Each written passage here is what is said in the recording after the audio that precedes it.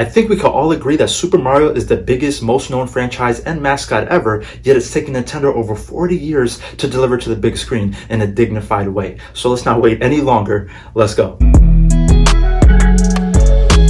Now, the Super Mario Bros. Movie is in theaters right now, so is it worth a watch despite your age? This franchise has been one of the very few franchises that has genuinely spanned generations. But before we start, this review will be spoiler-free, so no worries. Now, as for myself and probably most of you, although we love the games and characters, we really don't know much about them at all, including how their speaking voices sound. This introduction to the characters and beguiling world locations is truly eye-opening on the big screen. The story starts off with Mario and Luigi on their first day working for their new proudly owned plumbing company. But things turn upside down when they try to fix a pipe in their city of Brooklyn underground, which then somehow transports them to another universe with different landscapes and creatures. Mario and Luigi then become separated during this transition to the alternate universe, so now Mario's on a quest to find his brother Luigi and make it back home to their family in Brooklyn. In order for Mario to succeed at this, he has to learn the ways of the new landscapes and creatures from Princess Peach, all while preparing for the worst case scenario, which is to fight Bowser if the opportunity presents itself. Not sure if you heard me right, but I said learn from Princess Peach. From the games, I always recall her being a helpless princess who needs saving, but in this story, she's been in Mushroom Kingdom most of her life. Therefore, she's been accustomed to it and is somewhat of a warrior now, to the point where she could lead her people and hold her own. Now, because of this, you can see why she's being called princess for a reason. So it definitely surprised me, but it was awesome seeing this side of her. Now, most of the critics and reviewers would mainly argue that they did rush the story and lack character development. Now, I could totally understand. However, we have to keep in mind that this is a children's movie, and people say that all the time, and that probably doesn't mean anything in regards to art and film and story. However, when it comes to this brand specifically, being around for nearly 40 years, we know the characters by now. Now, that probably does sound like hypocrisy, since I did previously mention that we don't really know much about them from the games. So I can attest that yes, they probably should have spent more time on the character relationships, such as Mario and Peach, or even Mario and Luigi, since this story is about them. And if you watch this movie right away, you could tell that they're not even together for most of the movie. So although the brothers are separated for about 80% of the movie, overall it was okay with the story direction, because at the beginning of the film, they do strongly emphasize the importance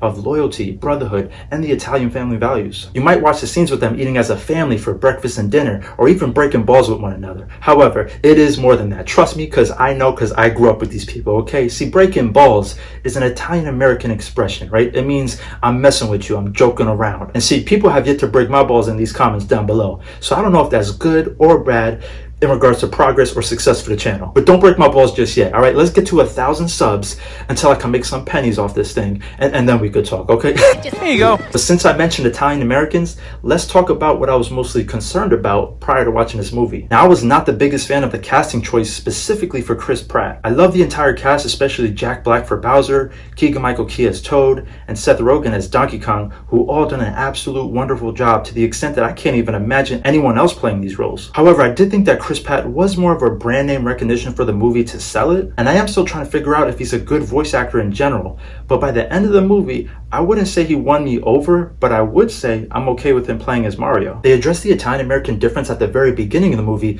and I personally was just so happy to see this, because for me, it allowed some breathing room. Like, okay, I understand, I see what they're doing now. They're taking the character in this type of direction.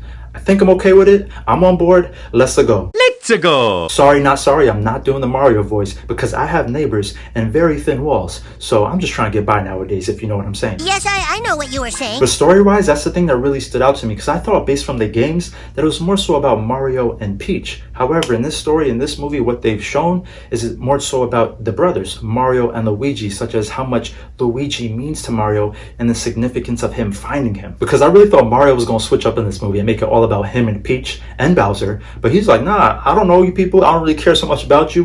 Where's my bro? That's all I care about. Meanwhile, in this movie, Luigi is barely even present. We don't know where he's at. But now I did love the performance as Charlie Day as Luigi, because his voice is just so distinguishable and funny. But let's keep it real. They should have definitely gave him some more screen time, because he's definitely deserving of it. But we talking about deserving, who's absolutely definitely deserving, without a doubt, hands down, is Jack Black as Bowser. You know damn well I can't end this video without giving the J-Bulls his flowers, and not sure if you knew this about Jack Black, but he's been singing for years. He actually has his own legit rock band known as Tenacious D, plus a few years back he started his own YouTube channel. However, he's not as consistent for obvious reasons, most likely preparing for this movie. I should have expected knowing it's Jack Black we're talking about, but I did not expect a full-blown musical performance masterpiece from Bowser. So I don't know if I'm Team Bowser, Team Mario, or Team Peach, right? Because I fell in love with all these characters from watching the movie. I was rooting for everyone in this movie, for better or worse. But because of this, because there are so many characters, it is hard to do a top 10 list. So for this video, I won't be doing my top 10 favorite character list. Oh no! Because not only is it too difficult, but it's also too soon. This is the first movie, and like I previously mentioned, how a lot of people feel some of these characters should have had way more screen time so that we could see what they're capable of and just show off more of their personality. But with the runtime only being an hour and a half long, I can see why they wanted to keep the movie very fast-paced and high energy, since you know damn well these kids barely got attention spans. But one thing I highly recommend paying attention to if you're a big fan of the games is to pay very close attention to everything going on in the background, because in this movie, it's one of those movies that have so many Easter eggs. I'm talking about they're endless, right? So it's just so much fun and enjoyable to just point them out as you go. Now the music, almost forgot about the music. The music is just bliss to your ears, as you'll recognize so many of the wonderful melodies and themes from the classic songs. With all that being said, I truly found myself enjoying this new story of the Super Mario Brothers. The animation from the color spectrum and lighting to reflect off the locations and action sequences made this a beautiful visual movie. In a way, this movie hit most of the nostalgia senses for the fans, from the visuals to the memorable musical score. The heart of the story was definitely in the right place, with the emphasis on family and fighting for what matters most, whether if it was Bowser and his purpose for love, Peach and her purpose of her home, and of course Mario rescuing his brother Luigi at all costs. Now critics would argue the story could have been way better, whether if it was characterization or simply a longer runtime to expand the world. However, if they come out with spin-offs or sequels, which I'm sure they will and hope they do, then I can only imagine nothing but great things for Nintendo and the Super Mario franchise. Oh, peaches, peaches, peaches, peaches. So that's my review with my highest rating of hype, because that's exactly how I felt after watching this movie. The movie was everything I expected it to be, and I'm guessing that people who felt different that are complaining about this just simply expected more, which I totally understand. But we have to keep in mind that it was made for children, and the way I see it, that for this brand, it's been over 30 years that we've gotten this type of TV or movie adaptation. So I just thought it was great and wonderful how they were able to deliver this type of media for the fans. I almost forgot that there is a mid-credit scene and end credit scene, and I knew going into this, I just had a feeling of what character was going to be in the end credit scene. So please don't spoil it, and also don't break no balls in the comments, alright? But quick shout out once again to AMC Movie Theaters for hooking your boy up personally. They hit me up directly. No, they didn't, but I'm gonna keep saying it until they do, with this free movie poster for the movie. This was on March 10th. Apparently it's Mario Day. I like how they do that. See, March 10, Mario, get it?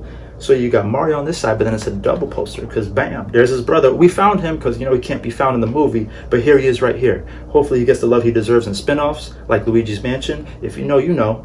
And this is pretty much the movie right here. See, my dog, he's freaking caught up here with the Shy Guys. And then here you got my man doing obstacle course, having fun. Not really having fun, he's trying to save him. But I think this is a cool poster, and I'm gonna cherish it, because stuff like this, the reason why I show it off is because it represents a moment in time, right? And for me, this was just such an enjoyable movie, and something I've been looking forward to for so long, as I'm sure many of you. It's been a long time coming, right? But let me know down in the comments if you also think this movie is a 10 out of 10, straight up hype, or if you think it could have been better. I totally understand, I totally get it. If you enjoyed this video, consider clicking that like button and subscribing if you're new to the channel. This way you can stay updated with more movie reviews uploaded weekly. And thank you so much for watching. I really appreciate it. I'll see you all on the next one. Peace.